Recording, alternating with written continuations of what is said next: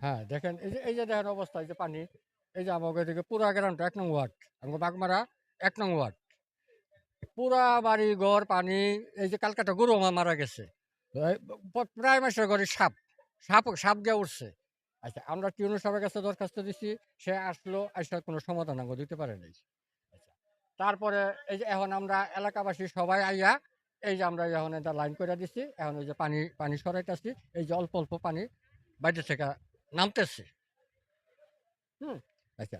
এখন প্রশাসনের কাছে আবার আমরা অনুরোধ রাখি, আমাকে যেন সঠিক একটা সিদ্ধান্ত, একটা পানির লাইন যেন আমাদেরকে কইরা দেয়। আমরা এই যে এখানে প্রায় না হইলেও ৫০ টা ঘর পানিবন্দী। একটা গর্ত কেলে মানে পানি চতুর্দিক দিয়ে পানি। একজন অপারেশন রোগী গর্তে বাইতে পারে না আজকে ১ মাস যাবৎ। এরকম সিরিয়াস অবস্থা আমাদের এরা আছে বা আমরা আছি।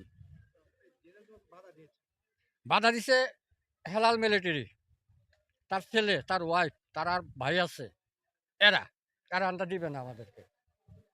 হ্যাঁ? আমরা হ্যাঁ, এটা এটা হচ্ছে ব্রিটিশ আমলের ড্রেন। ওই যে ব্রিজ, ওই যে রাস্তার নিচে ব্রিজ, এটা ব্রিটিশ আমলের এলাকার সমস্ত পানি এই জায়গা দিয়ে নামে। তারা এই জায়গাটায় দেন ওয়াল কইরা, এই যেন বাড়ি কইরা, তারপরে এদিকে সরকারের খাস জায়গা, সরকারের খাস জমি। এইখানে তারা এই যে বাড়ি কইরা, এই যে বিল্ডিং কইরা, এই যে আমাকে রাস্তাঘাট সমস্তটা তারা আটকে দিছে। হ্যাঁ, প্রশাসনের কাছে আমাকে একটাই দাবি যে আমাকে একটা সুষ্ঠু ড্রেনের রাস্তা কইরা দেব। এটা হলো আমাদের প্রশাসনের কাছে দাবি। হ্যাঁ?